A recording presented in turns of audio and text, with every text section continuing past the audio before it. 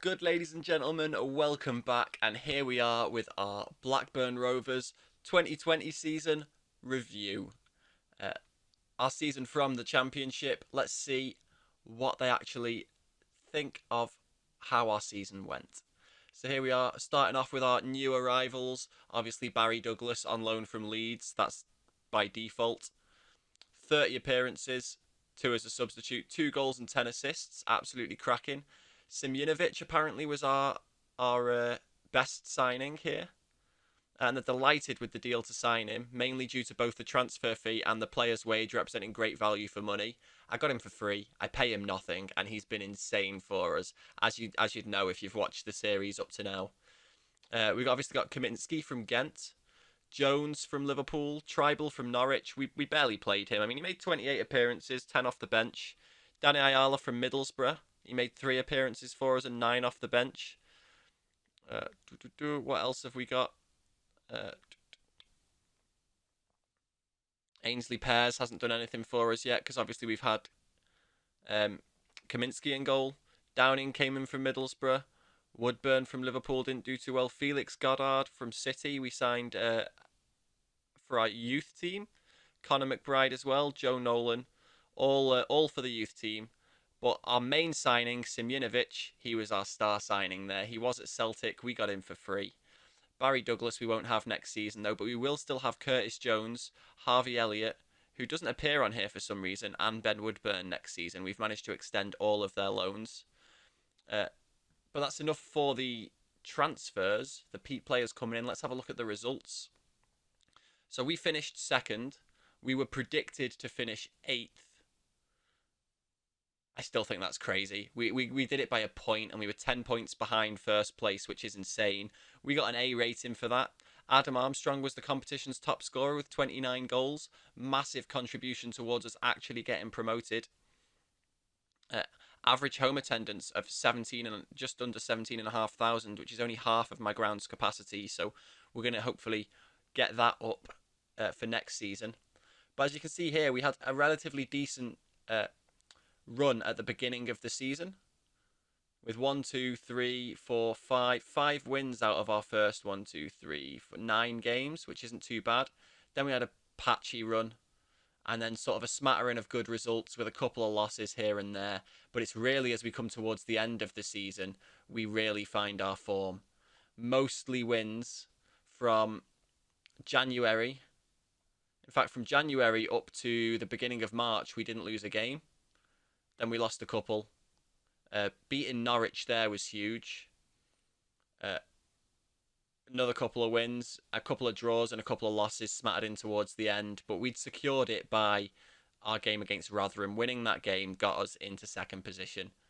And then we were free to lose our last one because we had 4 points on Brentford, and Brentford won their last game, I believe. The FA Cup didn't go too badly for us. We knocked out Chester and Huddersfield, and then beaten by a West Ham 3-2 away from home. Similar story in the Carabao Cup. We had a pretty decent run with Carlisle, Walsall, Burnley and Leicester knocked out. And then West Ham United knocking us out again, this time at home though. So we didn't have much of a cup run. The Carabao Cup was pretty decent for us. We made a good chunk of money for that. But our Sky Bet Championship run was a lot better than expected because we were initially predicted to finish 8th. And the fact that we actually didn't only make it into the playoffs but made it into an automatic spot, I can't wait for the Premiership next season. I really can't. Now, moments to remember. Let's have a look. Our biggest win, a 5-0 win against Chester in the FA Cup. Armstrong scored 3 and Elliott scored 2. That was fantastic. Our match to remember, a 2-1 win against Watford. That's the one where Troy Deeney decided to be a bit of a thug and knocked Simjinovic out at the beginning of the game. 4 minutes in and he punched Simjinovic in the face. And then our goal of the season was Adam Armstrong's 90th minute goal by scoring a free kick from 28 metres in a 4-1 demolition of Swansea. Let's reminisce, shall we, and let's watch that goal. That's not what I wanted to do. I need to remember what to click here to actually see the goal. Here we go. Like, almost our whole team had green ratings there. That's insane. I've never actually seen a whole team be on green ratings here, but what's going on here? Why did I not see the goal? Is it going to actually show me the goal this time?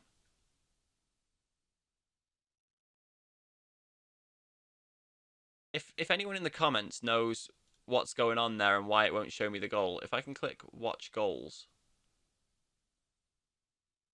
Yeah, why is it not showing me anything?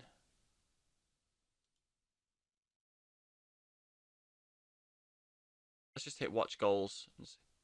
It must have been so long ago that it's forgotten about them. But it's still got the text chat for him. So what's going on here then? Do I need to choose? Nope. Let's 2D classic, sideline, TV. This is a pain, isn't it? That it just won't show them for us. Ah, well. Next time, hopefully, we'll be able to do that. If you have any idea why that's just a black screen for us, please drop that down in the comments below. It'd be awesome to know. I'm learning as I go here as well, so let's have a look how we've done financially. So we got a 2-year deal worth 750k and another deal worth 375k a year. So is that if it's a 2-year deal, 375? Yeah, it'll be that one. But we got 970k, so just shy of a mil in sponsorships, 2.3 mil from broadcast revenue, 1.4 from corporate and hospitality, only 172k from competitions prize money, and just under a mil from match day and commercial retail. So now having a look here, we made 632k from merchandise sales, non-domestic only being 63k of that. Hopefully, if we can push ourselves up into Europe, we'll be able to start increasing that non-domestic stuff. We sold 6,732 shirts, with Adam Armstrong being the most sold, but then Holtby, Dak, Berriton, and Travis being the next ones down. So I think Berriton's going to start playing a bigger role for us. Travis is going to play a big role for us, and Dak and Armstrong are too. But we might actually get rid of Holtby depending on who we bring in. So next episode, you'll see our transfer roundup and the start of our journey in the Premier League. So let's go and have a look at how we lined up. What was our main team? So it was Travis and Rothwell in centre mid, with Douglas, Lenihan, Simjinovic, and Niambe behind them.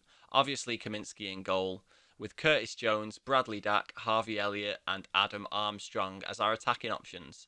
And honestly, I think the lineup's not going to be too different to that when we start in the Premier League. We may have it. Well, we will have a different left back for sure because we don't have Barry Douglas anymore. But other than that, a lot of it's going to depend on signings, and like I think I've got some magic ones in the pipeline, but we'll see as we have a look at the transfer roundup in the next episode. Now let's have a look at the accolades, shall we? So, manager awards. I won the manager of the month for February. Let's see what else we've got. So we've got Adam Armstrong getting fans player of the season. Adam Armstrong getting young player of the season as well. Simjunovic's signing of the season. Armstrong with goal of the season. Armstrong also scored 35 competitive goals for us. Harvey Elliott got 11 assists. Armstrong got most player of the match awards and the highest average rating. And then Holtby got the most passes completed per 90 minutes. As far as record breakers go, more goals than any other person in a season before, more assists by any other player in a season, and more clean sheets. My word, we've broken every record here. Lewis Travis with the worst discipline as well, with 16 yellow cards, the savage. Youngest player was Elliott at 17 years and 154 days. And the youngest goal scorer, 17 years and 154 days, he scored in his first game. Amazing. Harvey Elliott is going to be an absolute worldie of a player, and I'm really looking forward to seeing him in a Liverpool shirt next season. But that, ladies and gentlemen, was our season review. Come back in the next episode for our transfer roundup and the start of our Premier League season, see if we can get it off for a flyer. But as always, guys, if you haven't already, and you do want to be notified when other videos go live, make sure you hit that subscribe button and ring that bell. Also, leave a like on the video if you liked it, and if you've enjoyed following along with Blackburn Rovers over this past season, we've got an even better season to come, I hope. And also, leave a comment down below. Let me know what you thought of this season. If you've got any ideas for signings, then please leave them in the comments as well. This is the first time in FM21 I've been promoted from the Championship to the Premiership in the first season. So Yeah, I'm not sure where the smart money sits with these transfers, but I've got a few in mind myself. But definitely leave some in the comments down below if you've got some ideas yourself. But as always, guys, I've been Deej. You guys have been awesome, and I will see you in the next one. Peace.